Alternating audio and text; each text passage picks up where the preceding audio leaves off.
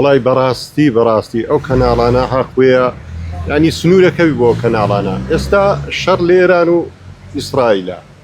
في شركه منالين دوله لما بس في وسناك او خلق ضرر او كيلنا وخلق دروز كان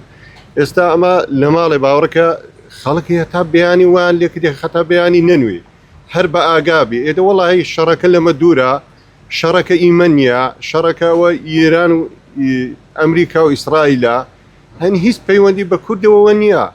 با واي لينا كان او كلانا كشركه شري كردو ايرانا والله شركه هيس بيوندي بمونيا او كنالانا شاقويا سنورج كدا بندري بو كنالانا كاوا موشك هاد ايراني هات وحاردي كيت والله باور بكا هندا اوان نيا اوان لك دي والله الا سنوري ما براستي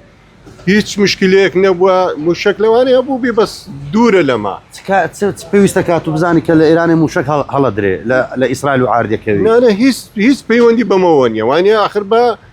با خەڵک خۆی بپارێزی با ناڵێ خۆی نەپارێزی بەس وەڵی ئاوا نا ئەو کەناڵانە بەڕاستی حەقوێ لێپرسنیەوەیان لەگەڵ بکرێ ینی ئێستا ئەمە هەر بۆ خۆمان لەو بازارە